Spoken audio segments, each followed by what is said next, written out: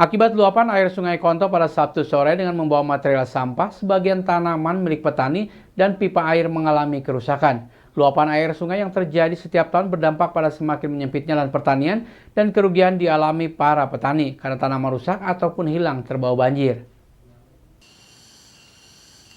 Musim penghujan menjadi salah satu kekhawatiran para petani, khususnya yang mempunyai lahan tepat di sepanjang aliran Sungai Konto, Pujon, dan Nganta. Sungai yang setiap penghujan seringkali meluap dan merendam lahan pertanian, serta lebih parahnya lagi merusak lahan dan tanaman di atasnya. Kondisi ini banyak dialami petani di kawasan Lebak Sari, Bendosari, dan beberapa kawasan lainnya di sepanjang aliran Sungai Konto, Pujon, maupun di beberapa wilayah Ngantang.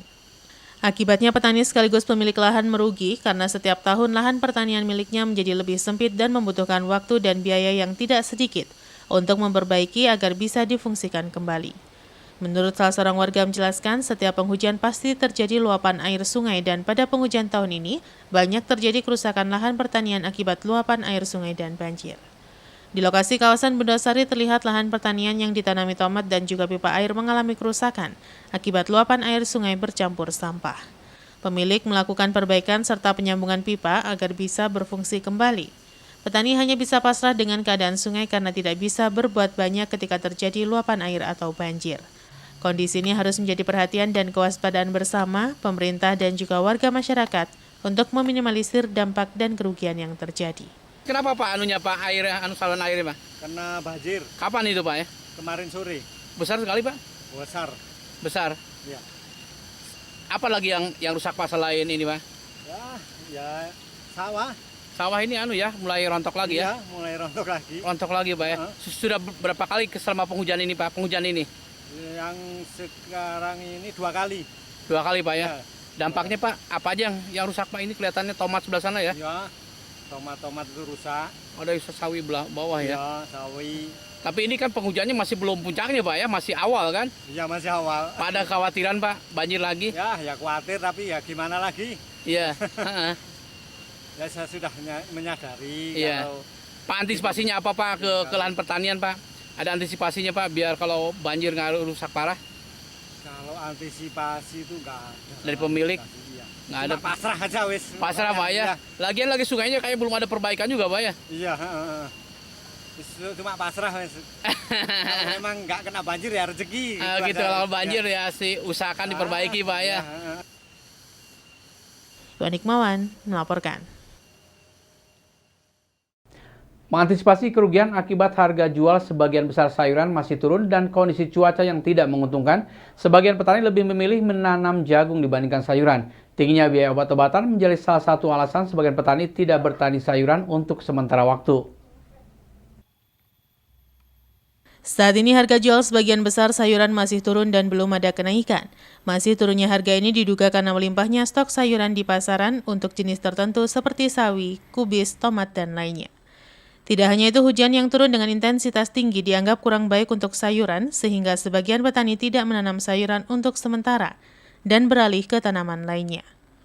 Para petani khawatir jika dipaksakan menanam sayuran akan mengalami kerugian akibat faktor cuaca sehingga biaya pengeluaran semakin membengkak, terlebih dengan harga jual saat ini yang belum berpihak kepada petani. Menurut salah seorang petani di kawasan Torongrejo, Rejo Batu menjelaskan, saat ini sedang dalam masa kurang menguntungkan bagi petani karena semakin mahalnya obat-obatan dan harga pupuk, sementara harga sayuran yang sedang mengalami penurunan. Di lokasi terlihat para petani sedang melakukan perawatan tanaman agar bisa tumbuh sehat di tengah kondisi cuaca yang memasuki penghujan dan rawan terjadi kerusakan tanaman. Para petani berharap harga sayuran bisa ada kenaikan sehingga usaha pertanian masih bisa menjadi tumpuan hidup dan mempertahankan Kota Batu sebagai salah satu penghasil sayuran di Jawa Timur.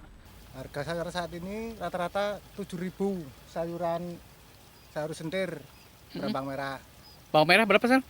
7.000. Oh yang sudah kering? Belum, yang sudah kering 12.000. 12.000 itu termasuk Terus apa lagi Pak? Kubis sudah kedenger? Kubis sekarang 600. Di tingkat petani ya? Ya. Tapi petani. di tingkat petani ya? Ya. Pengaruh apa sih Pak kok harga sayuran kok lama menaiknya, kenapa? Pengaruhnya panen raya ya. Hmm? Semua ada panenan. Ya. Pare panen, ngantang panen. Padahal untuk di kawasan di kita jarang juga ya di sini ya? Seledri agak larang sedikit. Berapa sekarang? 12.000 per kilo. Di tingkat petani ya? Ya, Oh berarti ada kenaikan ya? ya naik. Asalnya kan cuma berapa? Naik turun, naik turun. Naik turun. Ya. Pengaruh cuaca gimana ini kan hujannya juga serang Waduh, cuaca hujannya sulit, sulit. obatnya banyak. Gak mampu obat-obatan. Oh karena anu ya. Nah, Berarti perbandingannya ketika kemarau sama penghujan berapa kali perbedaannya? wah bisa 3 kali lipat. 3 kali lipat ya. Padahal harga jual sekarang sedang murah. sedang murah Pak ya. Ya. Tapi tetap aja Pak ya dianukan ya. Hancur petani. Oke, agak repot sekarang ya. Iya. Dengan harga-harga segini berarti. Segini. Modal gimana modal? Kembali? Modalnya kadang kembali apa? Bodohnya ya. Oh berarti kembali modal sudah anu ya. Modal, ya. Sudah lumayan ya. Lumayan. Oke. Iwan Hikmawan melaporkan. Terima kasih Anda masih bersama kami Info 7 Malang Raya. Akibat terkendala faktor cuaca, volume hasil panen mawar potong berkurang. Kondisi ini berdampak pada pemenuhan permintaan mawar potong yang sedang meningkat. Sementara untuk harga jual sedang relatif baik. Beginilah yang terlihat di lahan pertanian mawar di kawasan Bumiaji, Kota Batu. Lahan mawar dan bunga hias lainnya menjadi andalan warga masyarakat di kawasan Bumiaji, Batu. Saat ini permintaan mawar potong sudah meningkat dibandingkan beberapa bulan sebelumnya, namun karena kondisi cuaca hujan turun dengan intensitas tinggi, berpengaruh pada stok mawar di tingkat petani. Stok mulai berkurang dan bunga mawar tidak sebagus pada kemarau akibat kerusakan pada bagian daun yang berdampak pada bunga yang dihasilkan. Menurut salah seorang petani setempat menjelaskan pada penghujan bagian daun menjadi rusak, berwarna kuning dan ada bintik-bintik dan biasanya daun akan mengalami kerontokan sehingga penyemprotan menjadi lebih sering dan biaya menjadi lebih banyak yang harus dikeluarkan. Di lokasi lainnya terlihat tidak hanya mawar potong yang banyak di lahan pertanian tetapi juga mawar untuk bibit banyak dijual. Para petani tetap berharap harga obat-obatan tidak semakin naik dan bisa terjangkau sehingga keberlangsungan aktivitas pertanian bisa tetap terjaga. Kalau mawar sendiri ya beginilah cuacanya ya terutama nggak bersahabat. Ya yang keduanya pertumbuhannya bunganya itu nggak terlalu bagus. Ya gitu kan modalnya gitu modalnya Sulit Pak ya. ya Berarti ke bagian bunga apa daun yang rusaknya? dua-duanya Mas. Dua-duanya terutama daunnya, yang kedua bunganya. Berarti penyemprotan ya? Iya sering menurut kalau nyemprot ya nggak terlalu jelek. Iya, tapi sering Pak dibanding Ya kemarau ya? sering sering mengompres gitu. Iya. Ya. Berapa satu minggu berapa kali? 2 Kalau kondisi musim kemarau? normal ya 1 kali. Oh berarti hampir 2 kali lipat, Iya. 2 kali lipat ya Iya, Pak. betul. Pak untuk permintaan gimana? Dengar-dengar bagus sekarang? Ya permintaan banyak. Banyak Pak ya? Ya pelanggan-pelanggan itu mulai berdatangan lah. Tapi kalau bunganya hasilnya? Hasilnya ya lumayan.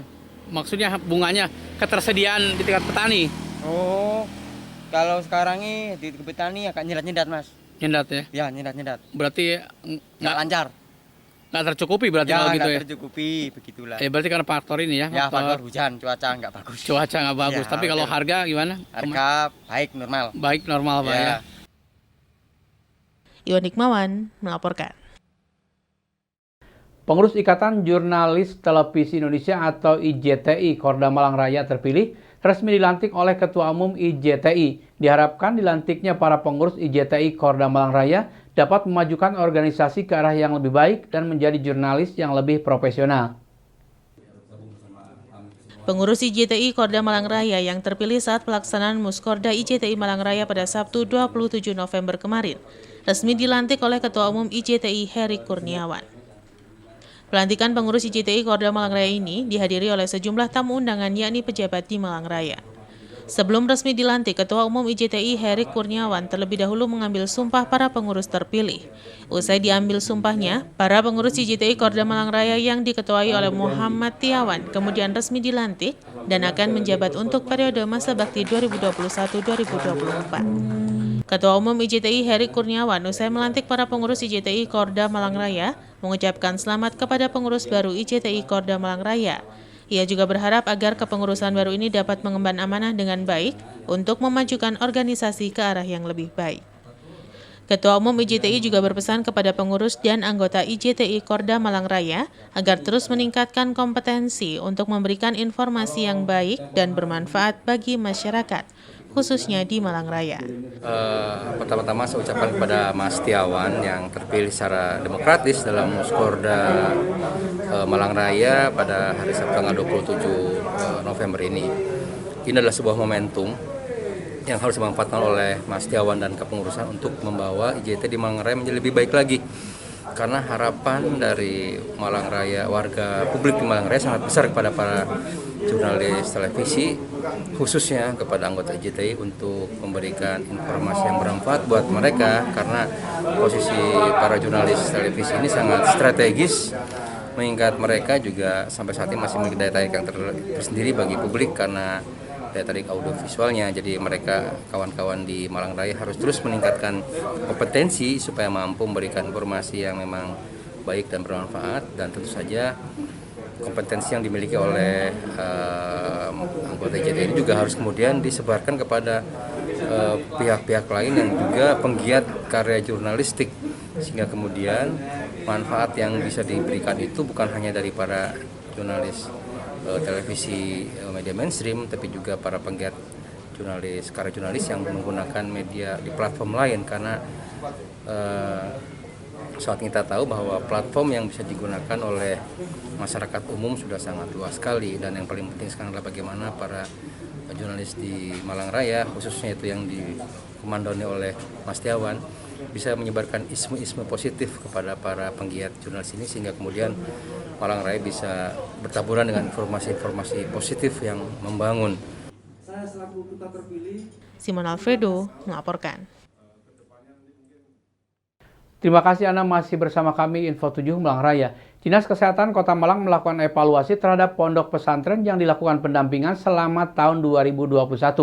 Evaluasi ini dilakukan untuk mewujudkan pondok pesantren yang sehat dan tanggap.